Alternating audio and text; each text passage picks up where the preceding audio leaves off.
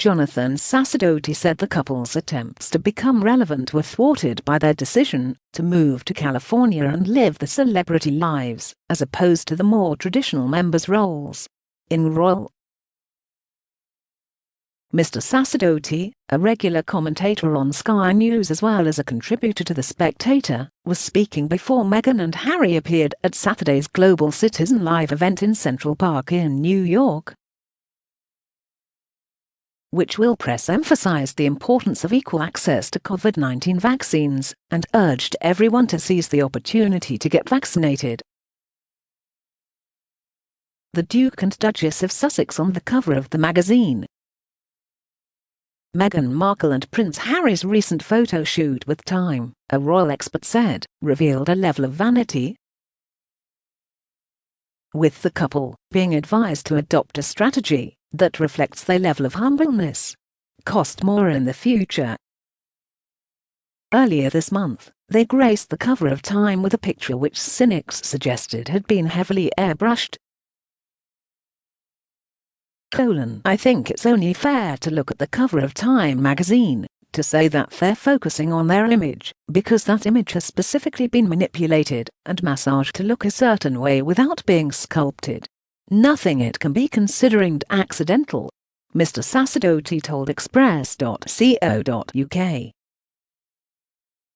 From Harry being reduced to Meghan's height by having him sit on the wall, to the white suit for her and the black suit for him, for her position, front and center and him.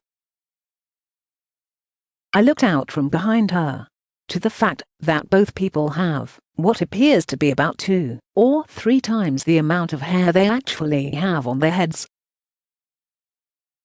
It looks like it was carefully planned to give a very clear indication of what the photo means they are trying to convey.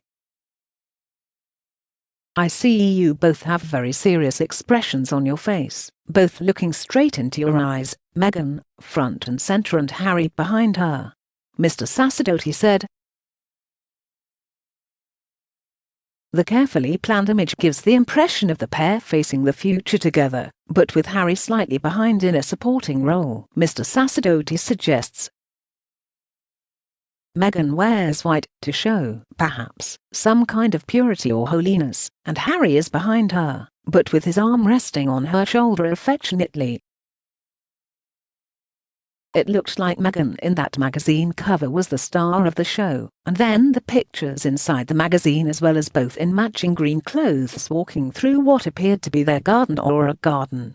It looks like a mail-order clothing catalogue shoot, he added.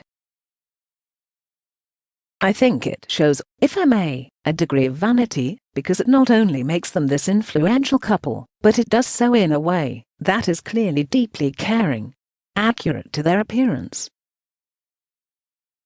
Mr. Sacerdoti claimed one of the main criticisms people have had for Meghan and Harry since they left the UK and the royal family is working in relation to their apparent concern with their image. That they put a lot of energy into the way they look and how they look, and this is almost a literal example of that. It's all about how they are seen, figure their photos, the way they look visually, he explains. And that, I think, supports the negative perception a lot of people have about their activities. To me, it doesn't seem like a surprise to them that they look like this in the pictures. I'm sure they must have known what was coming, and they would probably be very pleased with it. But I think they'll probably regret doing such a manicured image, because it's received a lot of backlash from some people. Mr. Sacerdoti points out that one of the challenges the Sussexes face is convincing the public of their authenticity. He said, I think authenticity today is a very important trait that people look for in thought leaders or trendsetters. When you are extremely wealthy through effectively inheriting wealth from the monarchy, it's probably even harder. It's not an easy thing to understand. The traditional royals have worked hard to be friendly while accepting the challenges they face, realizing their inherited privileged position comes with responsibility. Great and they behave in such a way that I think they try to relate to everybody else and be authentic and relatable," he added. Meghan and Harry are also trying to do the same, but in reality they have opted out of the royal family and adopted what Mr. Sacerdoti calls the US celebrity lifestyle, which is a tougher business. So much. That's why they get a lot of criticism for the way they do it.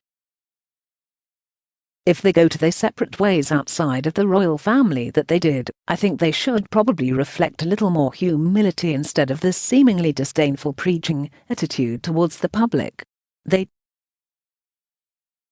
And some people commented that, we just want privacy and to be left alone with our millions. Although sometimes, very rarely, we cheat just a little bit and arrange media shoots and press releases, but not more than once or twice a day.